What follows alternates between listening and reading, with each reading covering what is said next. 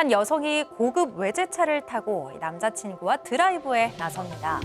잠시 뒤에 남자친구는 한 고급 주택을 가리키며 우리 집이라고 소개하는데요. 행복한 미래를 꿈꾸던 두 사람. 하지만 곧 이 여성의 꿈은 산산조각납니다. 그날 이후 과연 어떤 일이 있었던 걸까요? 자, 오늘은 독서 모임에 나갔다가 뜻밖의 백마탄 왕자님을 만났다는 사방 가족의 제보입니다. 네, 제보자는 40대 초반의 여성입니다. 출판사에서 일을 하고 계시다고 하는데요. 독서 모임에 나갔다가 동갑내기 남자친구를 만난 거예요. 그런데 거기서 나는 증권사 출신의 사업가다라고 얘기를 했어요. 자연스럽게 교제를 시작하게 됐습니다. 근데 만날수록 뭔가 남자친구가 부담스러운 거예요. 왜냐하면 우리 아버지는 중견기업의 임원이야 뭐 이렇게 얘기하면서 재벌들과도 마치 친분이 있는 것처럼 막 자랑을 하면서 그 재벌들의 집 주소와 휴대전화 번호 뭐 이런 거를 얘기를 하는 거예요. 근데 이런 거는 인터넷에서도 나오지 않는 거기 때문에 굉장히 좀 친한가 보다라는 생각이 들었습니다. 또 어느 날은 한 고급 주택을 가리키면서 저기 우리 집이야라고 얘기하면서 그 집 좀 멀리 차를 대고 부모님께 들키면 안 되니까 나 혼자 좀 들어갔다 올게. 그러면서 그 집을 좀 들어갔다 나왔어요. 이런 것들이 여러모로 부담스러워서 데이트 비용도 도리어 칼같이 반반씩 냈다고 합니다. 자, 그런데 어느 날 이 백마탄 왕자 남친 갑작스럽게 제보자 사연자에게 이직 제안을 했습니다. 직접 얘기 들어보시죠. 자기가 되게 추천해주겠다. 내가 아니 말이 안 되지 않냐. 누가 신임한테 이런 조건을 하냐. 내가 센터장에 특별히 말해서 주는 거다. 이런 식으로 말하는데 갑자기 너랑 저번 주에 싸워서 정리했어. 약속이 항상 당일이나 전날 취소가 되고 걔가 하는 말 심심할 때가 다 거짓말이거든. 꼭 그 약속한 대기업 면접 당일 전에 꼭 싸워가지고 그걸 파토를 낸다. 그러니까요. 그러니까 대기업으로 이직을 할 수 있게 추천을 해준다고 했는데 면접일이 다가올 때마다 이상하게 막 이상한 일이 계속 생기는 거예요. 안 그래도 이 남자친구가 이직하게 해주겠다면서 말했던 연봉, 근무 조건 비현실적일 만큼 좋았다고 합니다.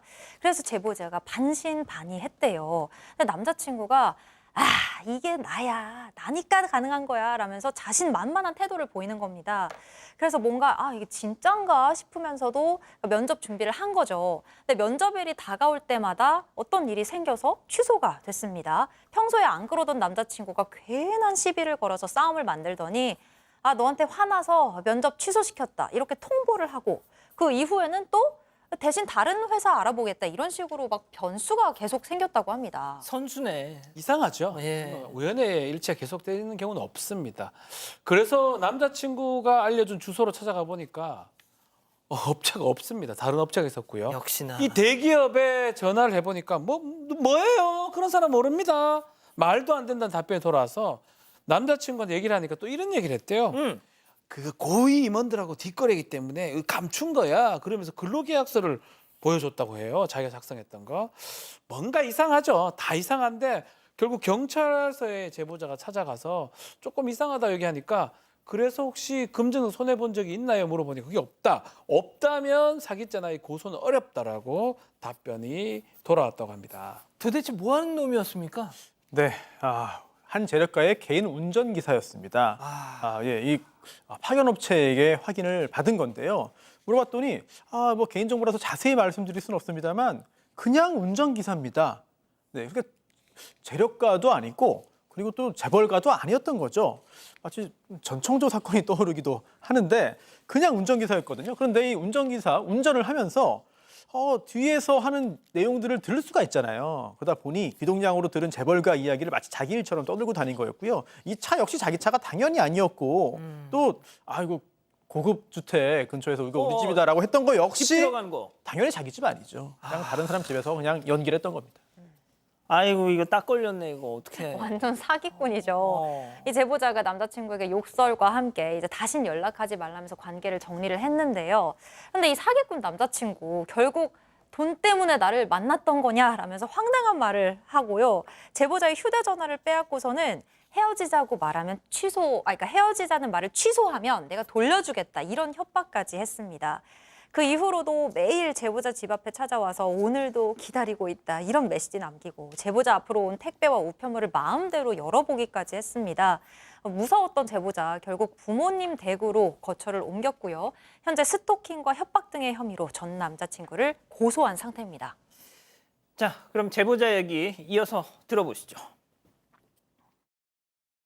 근데 이 사람이 저한테 제3자의 이득을 취한 건 없어요. 저한테 돈을 받아간 건 없어요. 실질적으로 피해가 발생하면 진짜 사귈 때도 되거든요. 제가 법을 공부를 많이 했던지 아니면 이미 고소를 당해서 뭘 알던지 지금도 다음 타깃을 찾고 있겠죠. 아직도 정신 못 차리고.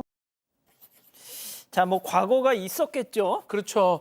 근데 이제 딱 요 정도까지만 거짓말을 한 겁니다. 자기가 안 걸릴 정도로. 그래서 SNS에 이런 사람이 있다라고 글을 올리니까 정말 다른 피해자들이 많이 있었던 것 같아요. 혹시 누구 아닌가요? 저도 당했어요. 이런 글도 아이고. 있고요. 어떤 여성 같은 경우는 돈까지 갈취해 갔다. 전과도 있다. 이런 글도 있었다고 합니다. 그제서야 생각이 든 게 처벌받을까 두려워서 나한테는 여기까지 정도 돈을 요구하지 딱 않았구나. 거기까지. 예, 그렇게 깨달았다고 합니다. 돈을 요구하기 딱 직전까지. 예. 손 변호사님, 이런 경우 어떻게 해야 됩니까, 진짜? 네, 사실 이거 당연히 사기 아니냐, 이거 당연히 사기범이지, 사기죄 처벌해야지라고 많은 분들이 지금도 의견을 주고 계신데 사기죄 처벌 대상이 아닌 것으로 보입니다. 왜냐하면 이 사기라는 게 거짓말했다고 성립하는 게 아니라 우리 법상 사기죄는 재산범죄입니다. 결국 거짓말을 해서 기망행위를 해서 상대방을 속게 만든 다음에 처분행위를 유도해서 돈을 받거나 재물을 받거나 또는 재산상 이익을 얻어야 되거든요. 그런데 적어도 지금 이 사안에서는 거기까지 가지 않았어요. 그러다 보니 사기죄 성립하지 않을 것으로 보이고, 다만 이전에 다른 건에서는 이렇게 돈을 받거나 뭐 물건을 받거나 이렇게 해서 사기죄로 처벌을 받아서 이렇게 하면 안 되는구나, 거기까지 가면 안 되고 그 전까지 해서 그치고 다른 걸 해야 되는구나라고 어떤 범죄가 진화했거나 좀 더 발전했을 가능성도 있는 것이죠.